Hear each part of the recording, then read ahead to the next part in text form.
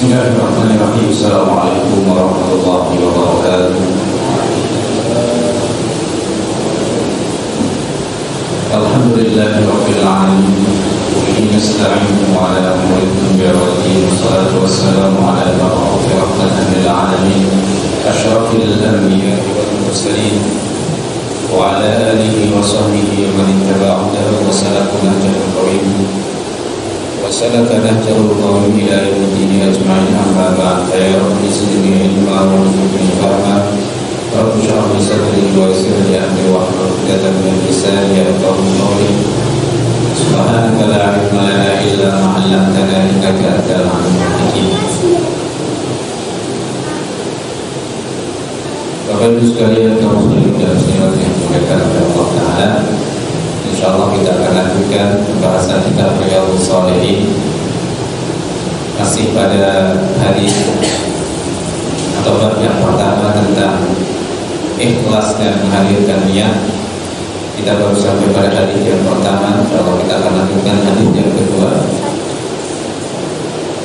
Wa an ummil mu'minin ummi Abdillah Aisyah radhiyallahu anha qalat qala Rasulullah sallallahu alaihi wasallam yaghzu jayshun al-Ka'bah fa idza kanu bi bayda'a min al-ardi yusafu bi awwalihim wa akhirihim. Qala qultu ya Rasulullah kayfa yusafu bi awwalihim wa akhirihim wa fihim aswaquhum wa man laysa minhum. Qala yukhsafu bi awwalihim wa akhirihim thumma yub'athuna ala niyyatihim. Muttafaqun alaih wa hadha lafdul Bukhari.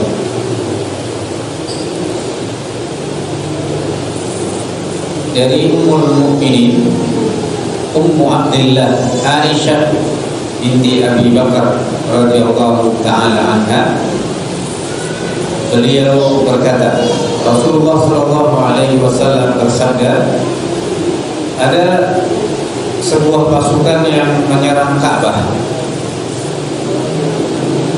Lalu ketika mereka sampai pada sebuah tanah lapang yang tidak mempunyai tanaman, tidak ada tumbuhan di tanah lapang itu, yuksafu bi awwalihim wa akhirihim, lalu dibenamkan orang-orang atau di sini pasukan tersebut yang pertama dan juga sampai yang terakhir. Ibunda Aisyah bertanya, aku bertanya kepada Rasulullah, wahai Rasulullah, bagaimana mereka ini bisa dibenamkan, yaitu yang pertama dan juga yang terakhir, padahal di dalam mereka ini ada pasar-pasar mereka, pasar ya. Artinya orang-orang yang tidak ikut serta dalam peperangan itu, yang tidak mau menyerang Ka'bah itu, yang tidak ada kepentingan. Ini warga sipil seperti itu ya. Wa man laysa minhum, dan juga ada orang yang bukan dari mereka. Qala Rasulullah menjawab, yusafu bi awwalihim wa akhirihim, yang pertama dan yang terakhir itu dibenamkan ke perut bumi. Tsumma yub'atsuna 'ala niyyatihim, kemudian nanti di akhirat mereka akan dibangkitkan berdasarkan niat-niat mereka. Hadis riwayat Bukhari dan Muslim, dan ini lafaz Imam Bukhari. Jemaah sekalian yang dimuliakan oleh Allah Subhanahu wa taala, kunyah Ummul Mukminin, laqab Ummul Mukminin ini adalah disematkan kepada istri-istri Nabi sallallahu alaihi wasallam. An-nabiyyu awla bil mu'minina min anfusihim wa azwajuhum ummahatuhum.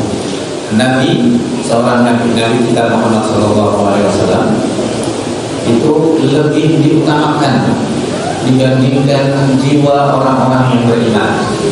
Makanya Nabi bersabda, la yu'minu ahadukum hatta akuna ahabba ilaih. Tidak sempurna iman salah seorang di antara kalian sehingga aku menjadi orang yang paling dia cintai, melebihi walidihi, melebihi ayahnya, orang tuanya, wa waladi anaknya, wa nasi ajma'in dan juga seluruh manusia.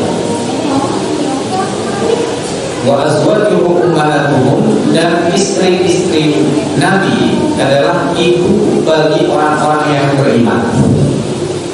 Memang bukanlah ibu yang melahirkan, tetapi status seorang ibu orang-orang yang beriman, karena julukan ibu ini memang tidak pantas. Secara fikih orang ini nggak boleh menikahi ibu, nggak boleh menikahi ibu kandung. Jadi setelah Nabi Shallallahu Alaihi Wasallam wafat, maka tidak ada satu istri Nabi yang menikah lagi. Ya, jadi lafaz ini dengan julukan Ummul Mukminin disematkan kepada istri-istri Rasulullah Shallallahu Alaihi Wasallam. Juga Nabi Lut alaihissalam, ketika Nabi Lut ini kedatangan tamu, ya, kedatangan tamu malaikat yang menyamar sebagai laki-laki yang ganteng. Kemudian kaum Sodom ini berdatangan. Mereka ingin berkenalan, ya, ingin berkenalan dengan tamu-tamu yang tadi. Nabi Lut mengatakan kepada kaumnya, "Hunna banati azhar lakum." Ya. Anak-anak perempuanku itu azhar lakum, lebih suci, lebih layak untuk kalian nikahi daripada menikahi sesama laki-laki. Bukan berarti kemudian Nabi Lut ini mengatakan kepada anak perempuannya, silakan nikahi anak perempuan saya. Gak ada ceritanya. Kita saja sebagai orang awam, ya, punya anak perempuan. Ini kemudian ada orang, ada cowok kalau gitu kan, mau kenalan sama anak kita, mau suka sama anak kita, dan dia ini gak jelas agamanya. Ya orang pasti dia diketahui ini keburukan orang itu. Bukan berarti Nabi Lut ini mengatakan silakan nikahi anak perempuan juga, tetapi umatnya Nabi itu disebut sebagai yang perempuan itu anak perempuan. Jadi mereka ini laksana anak perempuan. Jadi hendaknya kalian mendatangi istri-istri kalian. Jadi Nabi Lut karena rahmatnya seorang Nabi menyebut umatnya dengan anak perempuan yang perempuan ini. Jadi dijulukan. Bukan berarti Nabi Lut mau silakan itu anakmu kalian nikahi saja sebagai pengganti dari ini tamu-tamu yang ada. Bukan, karena nggak ada ceritanya. Apalagi Nabi orang pilihan Allah, orang soleh, kemudian kok dengan rela begitu saja mau menikahkan anaknya dengan orang-orang yang pendosa seperti itu. Ya. Jadi Ummul Mukminin, lakab ibunya orang beriman pada Ibunda Aisyah, ya. Ummu Abdillah, ibunya Abdullah. Karena sebenarnya Aisyah ini Nabi menikah dengan istri-istrinya yang bisa memberikan keturunan itu hanya ada dua, Khadijah dan Maria Kiptiyah. Selebihnya beliau tidak punya anak dari seluruh istrinya yang lain. Jadi selain beliau berdua ini tidak punya anak seperti itu. Tapi kenapa disematkan Ummu Abdillah, ibunya Abdullah? Ini menunjukkan bagaimana letak kunyah ini, kunyah julukan untuk ibunya Abdullah, seakan-akan karena ibunda Aisyah ini adalah ibunya hamba Allah. Jadi seluruh umatnya ini jadi anaknya seperti itu. Semoga Allah meridhai beliau. Beliau berkata, Rasulullah Shallallahu Alaihi Wasallam bersabda, ada pasukan yang menyerang Ka'bah. Apabila lalu ketika mereka sampai pada satu padang yang luas, yang terhampar, tidak ada tanaman di dalamnya, maka tiba-tiba dibenamkan mereka ini ke dalam perut bumi dari awal sampai akhir tanpa kecuali. Kemudian Ibunda Aisyah bertanya, ya Rasulullah, bagaimana mereka ini dibenamkan semuanya, yang pertama sampai yang terakhir, sedangkan di dalamnya ada pasar-pasar mereka, ada orang yang bertransaksi, dan itu kena semuanya. Yang ada di daerah sekitar itu kemudian kena semuanya.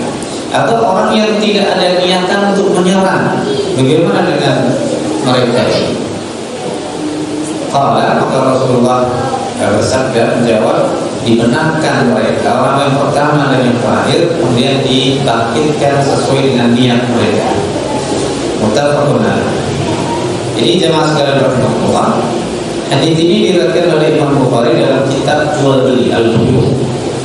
Ya, ketika menyebutkan babul dalam menyebutkan al-aswaq, pasar-pasar, dan Imam Muslim beliau dalam kitabul fitan dalam bab fitnah. Jemaah sekalian, Allah lebih tahu tentang siapa pasukan ini. Ya, karena Nabi SAW memberikan informasi ini tentang hal-hal yang gaib. Alimul ghaibi fala yudhiru ala ghaibihi ahada illa man irtada min rasul. Allah yang mengetahui hal-hal yang gaib dan tidak menampakkan hal-hal gaib itu kepada seorang pun kecuali yang Allah ridhoi. Salah satunya adalah para nabi dan rasul, memberitahu akan rahasia yang Allah berikan kepada mereka. Ya. Al-Khasaf ini adalah dibenamkan seperti Allah ketika membenamkan Qarun, dan fakhasafna bihi wa bidarihi al-ard. Kami benamkan Qarun ini dan rumahnya, harta bendanya, itu semua Allah benamkan. Ya. Lalu bagaimana dengan orang-orang yang tidak ada niatan untuk menyerang? Ya, seperti ada orang yang tidak ada niatan untuk menyerang, tetapi mereka terkena imbasnya. Contoh, ada suatu bencana alam, bumi atau banjir, kemudian memakan banyak korban, dan itu adalah salah satu wujud murkanya Allah kepada satu kampung, satu wilayah, karena di situ ada ahli maksiat. Bagaimana dengan orang-orang yang tidak berdosa? Apakah mereka ini juga kena apa yang Allah katakan tadi? Maka ini tidak semua berlaku. Memang wattaqu fitnatan la tusibanna alladziina dzalamu minkum khassah. Takutlah kalian terhadap ujian, artinya terhadap musibah yang bisa saja Allah timpakan dan tidak menimpa terhadap orang zalim secara khusus, bisa saja menimpa orang baik. Maka dalam hal ini semua orang nanti akan dibangkitkan oleh Allah dan dibangkitkan sesuai dengan keadaan iman dan Islam mereka. Artinya niat mereka. Bagaimana antara satu pasukan dengan pasukan lain? Mungkin ada yang cuma ikut-ikutan. Bagaimana pemimpin mereka ini yang paling bertanggung jawab? Ya, makanya ketika Fir'aun ditenggelamkan oleh Allah Subhanahu wa taala di Laut Merah ini, maka siapa orang yang paling berat siksaan, yang paling berat menanggung itu? Fir'aun. Karena dialah orang yang dalam dari semua itu. Semua pasukannya, orang-orang ini hanya ikut padanya. Fa'awradahumun nar. Ya kan? Wa bisawirul mawrud. Fir'aunlah yang mengantarkan kaumnya, bala tentaranya masuk ke neraka. Dan neraka itu adalah seburuk-buruk tempat yang didatangi. Siapa yang datangkan? Fir'aun. Ya. Kemudian siapa siksa yang paling berat? Fir'aun. Jadi ada taraf siksaan ini sesuai dengan amal perbuatan seseorang. Pun demikian dengan surga. Nah, hadis ini jemaah sekalian memberikan pelajaran kepada kita semuanya bahwa orang ini al-insan yu'amalu bi qasdihi minal khairi wasyarr. Seseorang ini melakukan interaksi, jadi yang mengadakan kita muamalah kepada seseorang ini berdasarkan maksudnya dia bermuamalah, berinteraksi dengan orang ini, apakah dia ini niatnya baik atau buruk. Ini ada orang yang berinteraksi dengan seseorang ada niatan-niatan tertentu. Makanya ketika sahabat Abu Abu Bakar As-Siddiq, dia mengatakan ketika waktu itu Abu Sufyan masuk Islam, mengatakan asyhadu an la ilaha illallah wa asyhadu anna Muhammadar Rasulullah. Ini Abu Sufyan, saya bersaksi asyhadu an la ilaha illallah. Kemudian yang kedua, syahadat yang kedua ini waktu itu ya, dia tidak mengucap syahadat wa anna Muhammadar Rasulullah. Akhirnya ditanya, ala tashhadu annahu Rasulullah, tidakkah kau bersaksi kalau dia Muhammad adalah utusan Allah? Kemudian ia menjawab, kalau untuk masalah ini ada sesuatu dalam hati, ada keraguan. Sahabat marah. Akhirnya di tengah kemarahan para sahabat karena khawatir dia dibunuh, ya, dizalimi, adanya dia mengucap asyhadu an la ilaha illallah wa asyhadu anna Muhammadar Rasulullah. Kata sahabat Umar, dia tidaklah mengucapkan kalimat itu karena takut dibunuh oleh kita. Maka sahabat Abu Bakar menangkan, nahkumu bidzawahir, kita ini cukup menghukumi sesuatu yang zahir saja. Wallahu yatawalla sarair, urusan Allah lah yang nanti yang mengurus yang tidak tampak. Apakah dia ikhlas masuk Islam atau tidak, itu urusan Allah. Memang awalnya ketika beliau masuk Islam memang bermasalah. Dalam hatinya ini masih ada, saya masuk Islam ini karena cari aman, mendapatkan suaka dari Rasulullah SAW. Ya, pada akhirnya tapi waktulah yang menjawab bahwasannya keislaman beliau ini menjadi luar biasa. Ya. Kemudian pelajaran yang berikutnya dari hadis kedua ini, at-tahdzir bil musahabati ahli dzulmi wal fujur. Awas, hati-hati berteman dengan orang yang zalim dan pendosa, ahli maksiat. Berteman yang dimaksud di sini adalah banyak kita menghabiskan waktu dengan orang tersebut. Ya. Sufyan Ats-Tsauri rahimahullah taala dia pernah mengatakan, memberi makan kepada orang ahli maksiat itu adalah sama saja kita memberi kekuatan kepada orang tersebut untuk berbuat maksiat. Jadi kalau jelas-jelas dia pelaku maksiat, dia mau, apalagi sudah tahu mau ngapain dia, mau berbuat maksiat, ini nggak boleh, karena kita sama aja memberikan kekuatan dia untuk berbuat maksiat. Ini saking hati-hatinya berteman dengan orang-orang ahli maksiat. Kemudian al-hatsu ala musahabatil akhyar, ada anjuran untuk bersahabat dengan orang-orang yang baik. Jadi al-mar'u ala dini khalilihi, seseorang ini berdasarkan agama seseorang ini berdasarkan temannya, teman dekatnya dia siapa. Jadi agama dia, kualitas iman Islamnya itu bisa dilihat dengan siapa dia berteman, dengan siapa dia habiskan waktunya. Al-mar'u ala dini khalilihi, falyanzur ila man yukhalil, maka hendaklah dia melihat dengan siapa dia berteman. Bukan kita ini mau beda-bedain ini Bapak Ibu sekalian, kita mau beda-bedakan teman, bukan. Masalahnya adalah kita ini berusaha untuk menghindari sebisa mungkin untuk kita ini tidak terjerumus pada hal-hal yang bisa mengantarkan kepada kemaksiatan. Contoh, kita bekerja, tempat kerja kita itu bisa menjadi amal, ladang amal kita, dan menjadi motivasi buat kita ini semakin giat beribadah. Contoh, ada orang bekerja di sebuah tempat yang tempat kerjanya itu tidak mendukung dia untuk sholat tepat waktu umpamanya, karena teman-temannya kalau pas azan menjelang azan zuhur malah justru mau hangout cari makan siang umpamanya ini salah satu. Sehingga kalau dia ini mau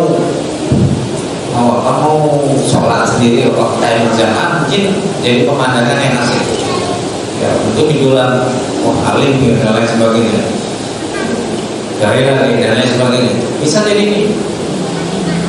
Tapi kalau satu tempat pekerjaan itu mendukung seseorang, makanya ini Itu orang yang hebat itu bisa sabar di tengah orang-orang yang mungkin kurang istiqomah, itu orang-orang yang hebat. Maka kalau ada hadis yang mengatakan kalau ada satu padri baiti jannati, ya, rumahku laksana surgaku, itu bisa jadi tempat kerja kita tuh bisa menjadi surga kita, yang bisa kita ini bisa membentuk karakter manusia yang ahlul jannah atau penghuni surga. Nah, berikutnya pelajaran dari hadis yang kedua, ikhbar Rasul sallallahu alaihi wasallam anil mughayyabat wa hiya mimma yajibul iman biha kama waradat. Apa yang Rasulullah sallallahu alaihi wasallam informasikan kepada umatnya tentang hal-hal yang gaib yang belum terjadi, kita wajib beriman. Itu adalah salah satu bentuk wahyu yang Allah berikan kepada Rasul sallallahu alaihi wasallam, dan beriman kepadanya itu nanti apa yang beliau sampaikan akan terjadi. Karena Rasul sallallahu alaihi wasallam ini la yantiqu anil hawa, beliau ini tidak mengucapkan hal-hal karena hawa nafsunya. Wa ma yantiqu anil hawa in huwa illa wahyu yuha. Tidaklah beliau ini mengucapkan hawa nafsunya, yang beliau ucapkan tidak lain dan tidak bukan adalah wahyu yang disampaikan oleh Allah Subhanahu wa taala. Wahyu ini apa? Secara bahasa wahyu ini adalah kalimat yang lirik, ya, yang pelan, hampir-hampir tidak terdengar, itu wahyu. Ya, makanya wahyu ini meskipun Rasulullah ini ada di tengah para sahabatnya, tapi sahabat tidak ada yang tahu. Yang tahu adalah Rasul Shallallahu Alaihi Wasallam. Karena wahyu secara bahasa adalah kata-kata yang hampir tidak terdengar, lirik. Jemaah sekalian rahimakumullah,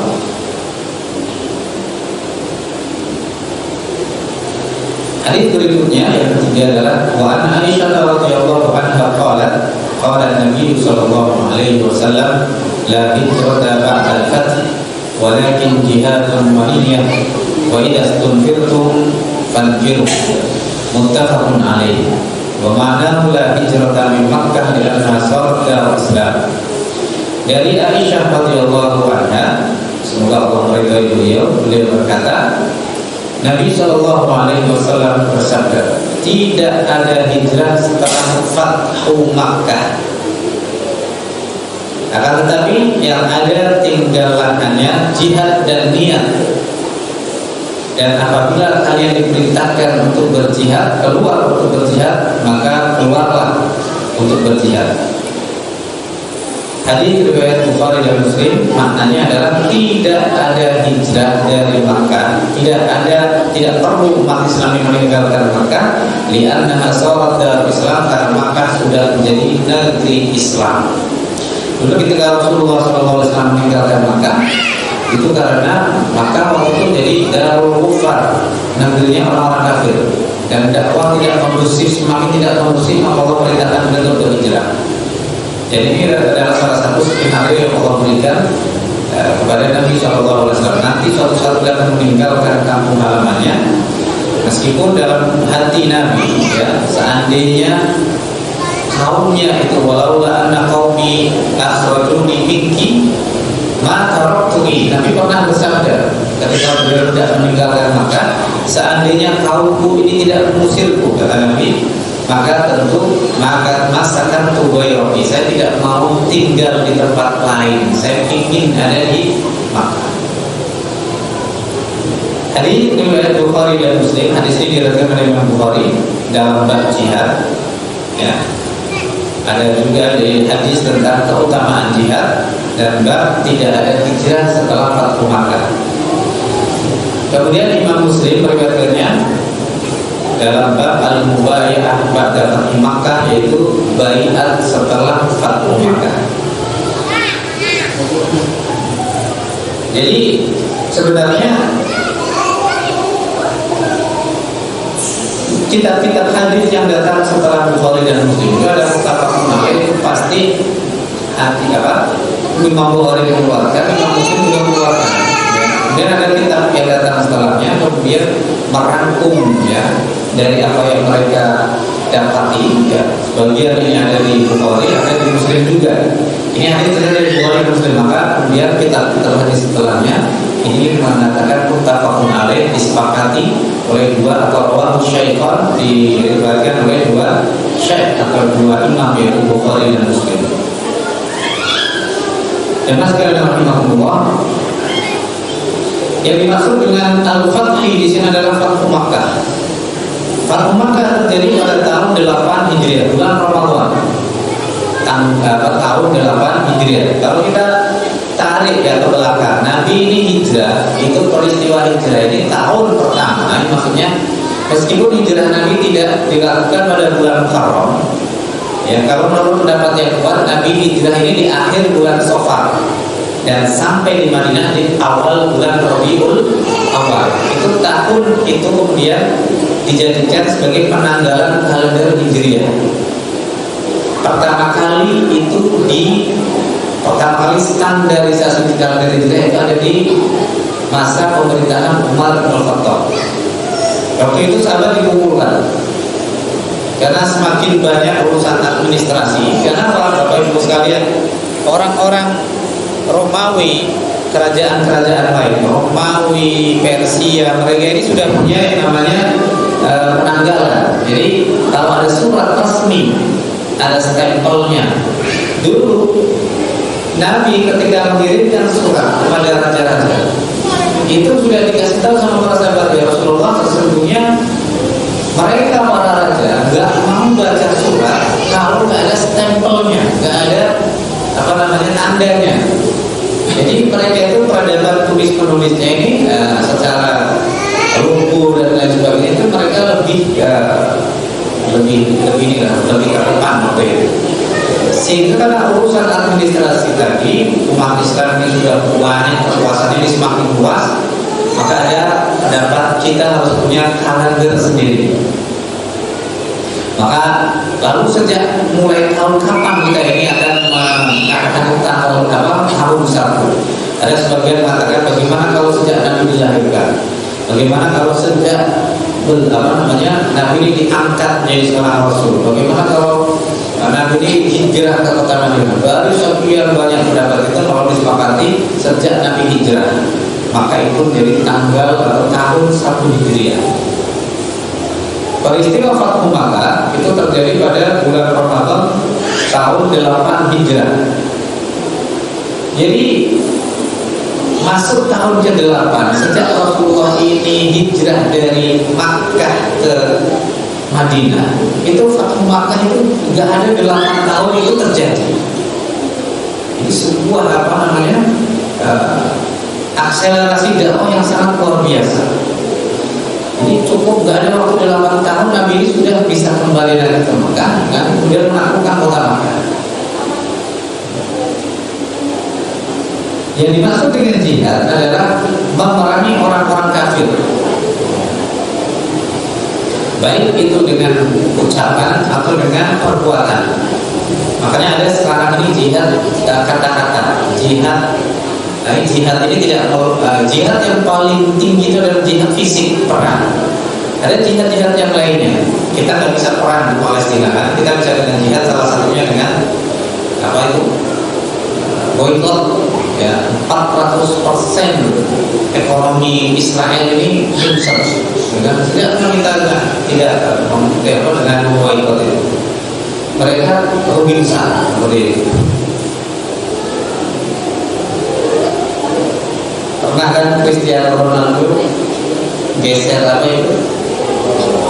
Coca-Cola ya? Coca-Cola langsung bangkrut berapa? Cuma karena geser aja. Objek figur juga. Ini jihad dengan kata-kata, dengan ucapan, ya, dengan jihad di media sosial dan lain sebagainya, ya, untuk memberikan shock kepada musuh-musuh kita. Jadi tidak ada hijrah setelah Fathu Makkah, tetapi yang ada adalah jihad. Kalau itu diperintahkan oleh pimpinan, wadiyah, dan yang ada adalah niat. Apa yang niat? Ikhlasul amalillahi ta'ala, mengikhlaskan amalan hanya untuk Allah Subhanahu wa ta'ala. Jadi saatnya kita ini ada niatan jihad. Jadi katanya Rasulullah SAW, siapa orangnya yang semasa hidupnya itu tidak pernah ada niatan untuk berjihad di jalan Allah, itu mata maitatal jahiliyah. Malam yarzu walam yaqtur fi qalbihi ayarzu mata maitatal jahiliyah. Barang siapa yang tidak pernah berjihad di jalan Allah, atau minimal dia punya niat untuk berjihad di jalan Allah, jadi niat saja nggak ada, kata Nabi, bisa jadi orang itu mati dalam keadaan mati jahiliyah.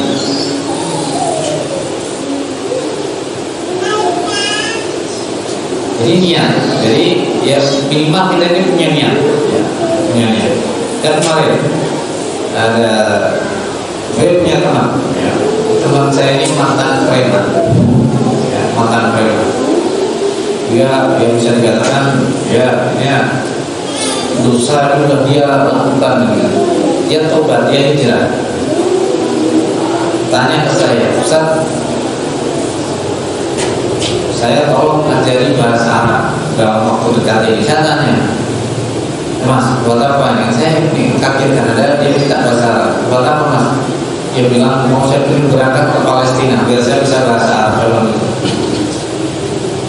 Saya tak bilang ini, tapi bahasa Arab nih, ya saya bilang susah nih, kita harus istiqomah, nggak bisa kita langsung cepat. Kemudian kita belajar 2 minggu, sebulan kita bisa bahasa Arab, nggak bisa ini.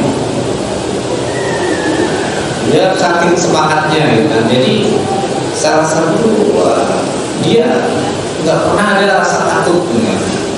Jadi dia ini sudah totalitas, dia bilangnya totalitas. Jadi ketika dia ini hijrah taubat itu betul-betul dia ini benar, dia ingin betul-betul ingin berangkat ke sana, cuma nggak ada yang saya bilang gimana kalau untuk jihad. Bagaimanapun juga jihad itu harus sesuai prosedur pimpinan. Makanya di hadis ini dikatakan wa idastunfirtum tanfiru. Kalau kalian diperintahkan keluar untuk berjihad, maka keluar kalian untuk berjihad. Maka jihad ini sesuai arahan pimpinan. Ya, sesuai arahan pimpinan, tidak bisa kita sendiri-sendiri seperti itu. Jangan sekali dalam Allah, sehingga kata Nabi, ya, tidak ada hijrah meninggalkan kota Makkah karena Makkah sudah menjadi negeri Islam. Hadis ini memberikan pelajaran kepada kita semuanya, ya. Yang pertama adalah apabila sebuah negeri ini sudah menjadi negeri Islam, maka hijrah tidaklah wajib, ya, meninggalkan negeri itu menuju kepada negeri yang lain kalau negeri itu sudah menjadi negeri Islam. Kenapa Nabi itu berhijrah? Ya kan? Karena Nabi Ibrahim berhijrah dari Babilonia menuju ke Palestina. Ya, karena salah satu alasan ya memang kondisi keadaannya tidak memungkinkan. Ya, Nabi Ibrahim ketika muda beliau dari Babilonia di Irak. Kemudian beliau dari Palestina pernah ke Mesir, kan? Dari Mesir kemudian balik lagi, kemudian beliau hijrah ke Makkah, ya. Dia meninggalkan istrinya Hajar dan anaknya Ismail di Makkah. Hijrah.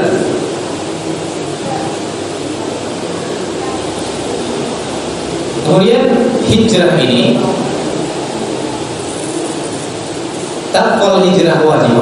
Hijrah ini tetaplah wajib, meninggalkan tempat-tempat yang tidak memungkinkan bagi seorang muslim untuk menegakkan urusan agamanya apabila dia tinggal di negeri kafir. Karena memang ada sebuah ulama yang berpendapat kalau saudara-saudara kita yang ada di Palestina ini mending meninggalkan Palestina, sudah nggak kondusif seperti itu, ya. Ya. Permasalahannya adalah itu diusir, ya. Bukan tinggal di sebuah tempat yang awalnya itu adalah milik orang-orang kafir.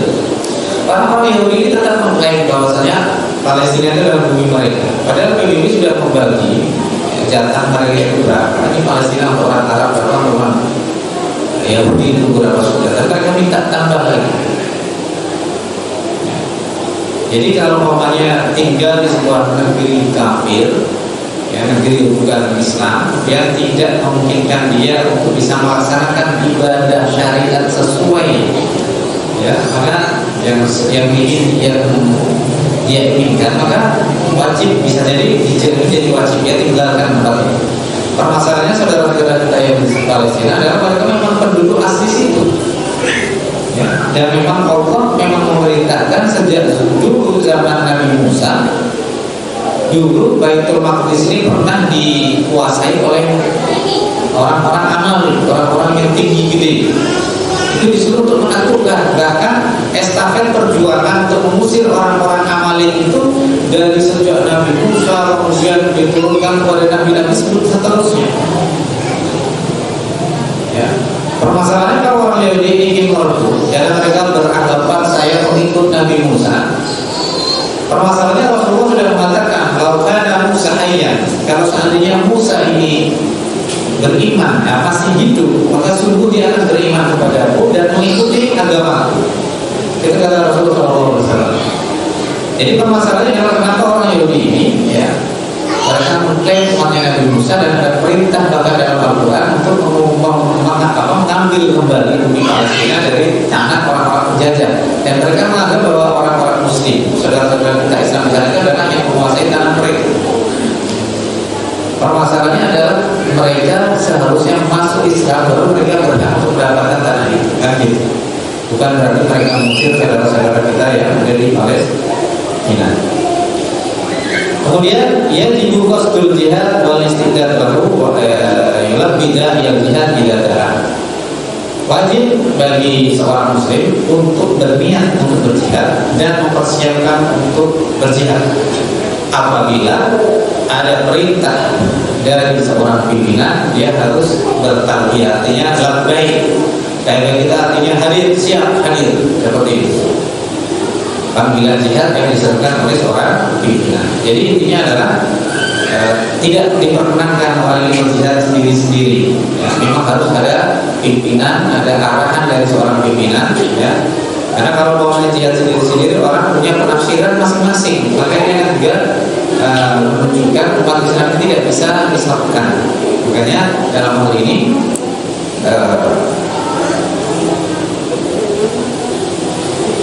perintah untuk berjihad ini adalah datangnya dari seorang pimpinan.